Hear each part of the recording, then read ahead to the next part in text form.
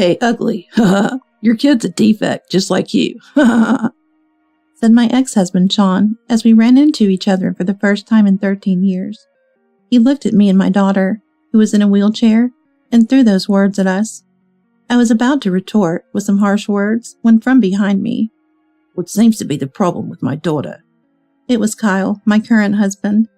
His voice carried well, causing not just me, but also the bystanders to turn around.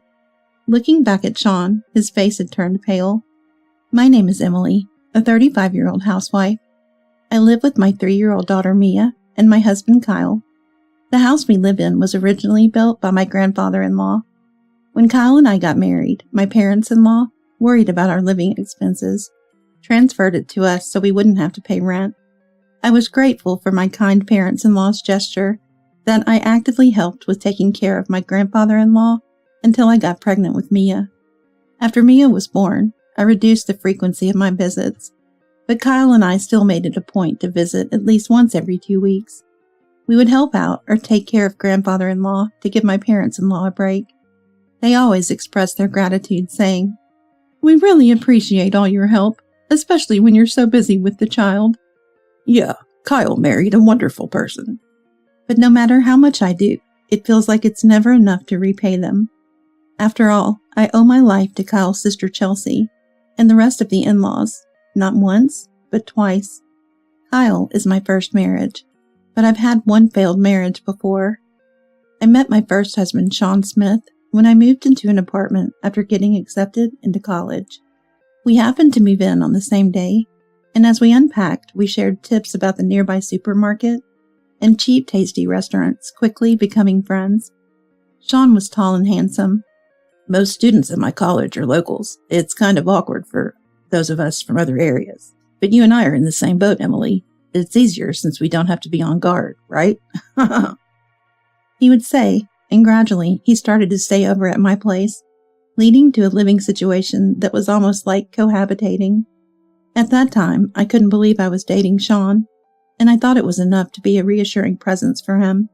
So I ended up doing all the housework like a housekeeper. But as they say, love is blind.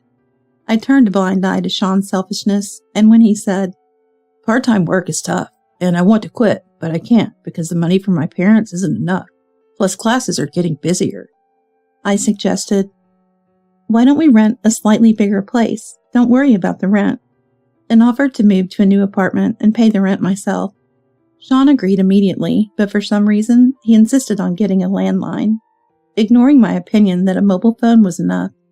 When I questioned it, he explained, "My parents live in Germany for work. They're old-fashioned, and if they found out we were living together before marriage, not only would they stop sending money, they might even tell me to drop out. You wouldn't like that, would you, Emily? And your parents would be sad to find out we're living together, even though we plan to marry eventually."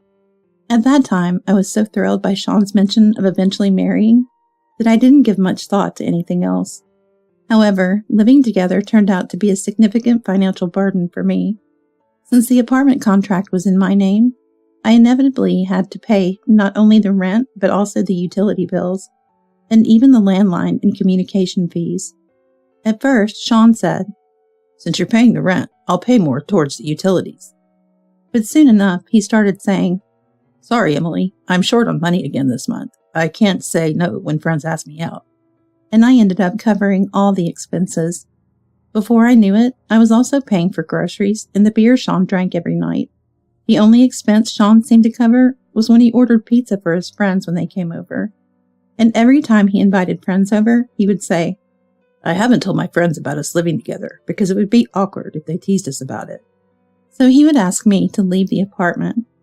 But outside of university classes, all my time was spent on part-time work and housework, leaving me with no friends and no choice but to spend time alone, sitting on a swing in the park, waiting for the time I could go home.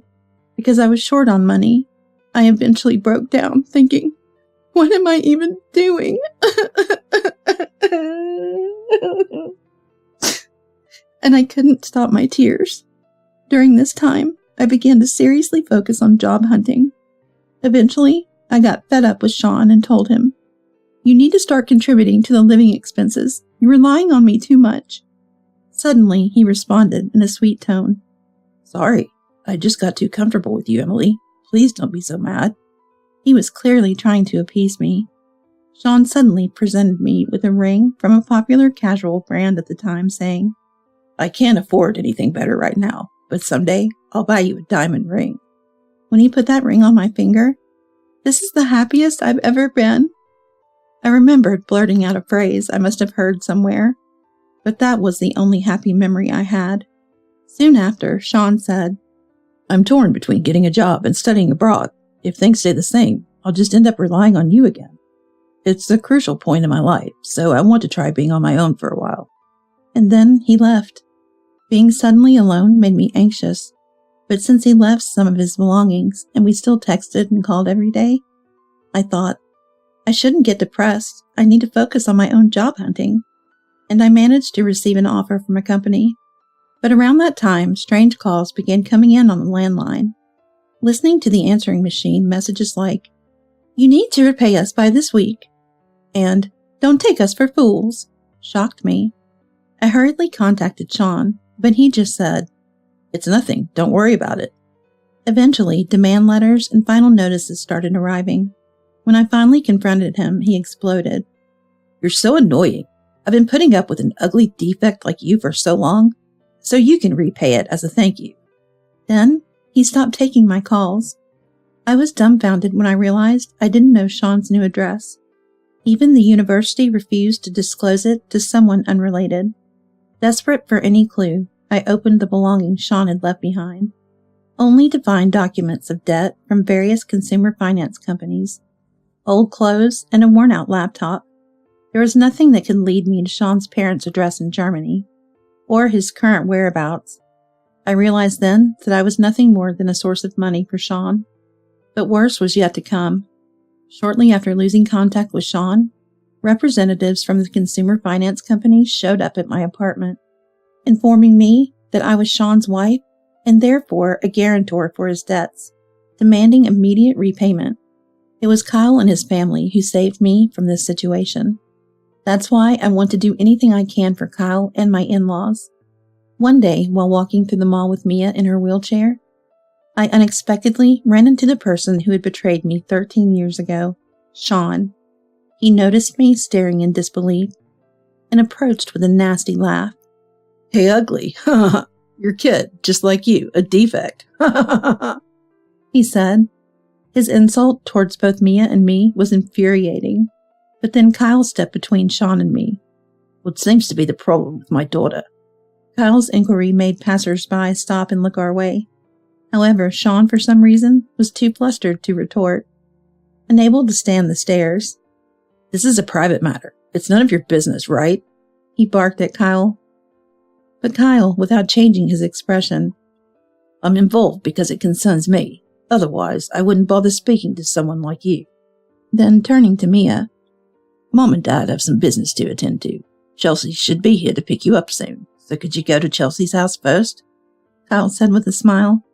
Hearing this, I couldn't help but exclaim, huh? But Mia, mature for her age and not easily surprised, replied, okay, make sure you come early since it's a celebration. Then she left with the newly arrived Chelsea and her children. Kyle then turned to Sean, slightly leaning forward. Shall we have a talk then? Let's change the location, shall we? And he said with a pressuring laugh.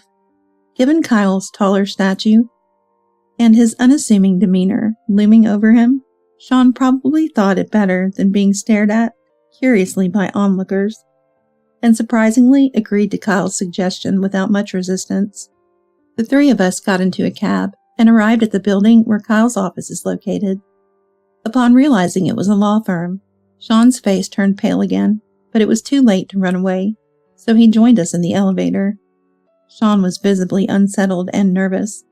Seeing Sean's discomfort, Kyle, with a mischievous smile, It's truly frightening how coincidental it is to meet in person before sending the investigation report to the client, he said.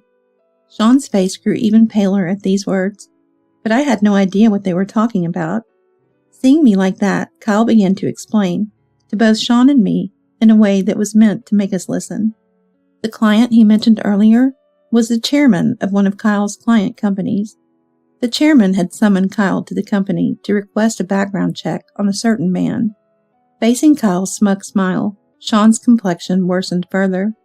As Kyle continued, it turned out that the chairman's granddaughter had fallen deeply in love with a man she met in England and had asked for permission to marry him upon their return to the country, along with seeking a position from him at the company.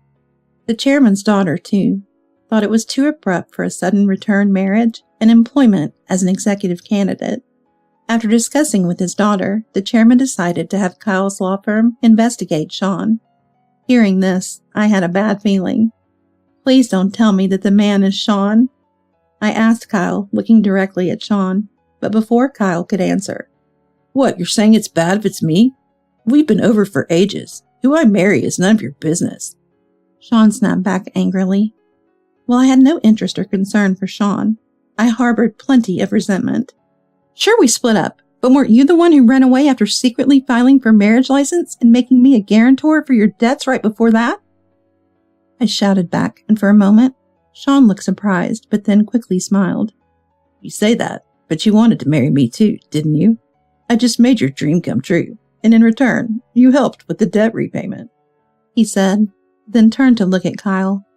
When I checked my passport for renewal, I was relieved to find out I was still single. I was worried you, an ugly defect, might have been waiting for my return, thinking no other man would marry you.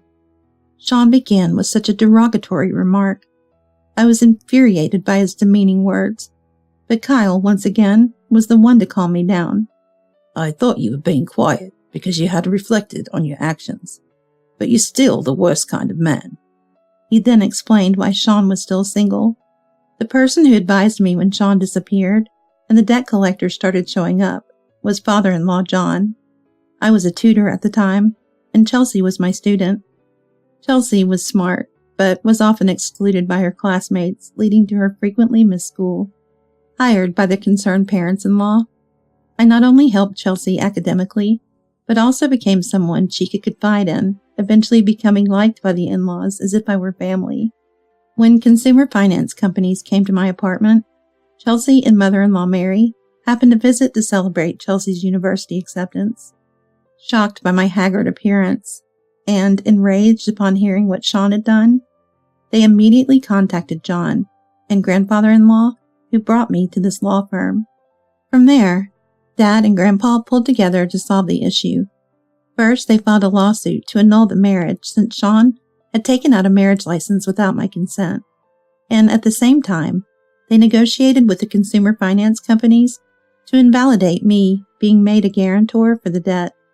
It was tough, but Dad and Grandpa are well known in the industry, so in the end, both cases were successfully resolved.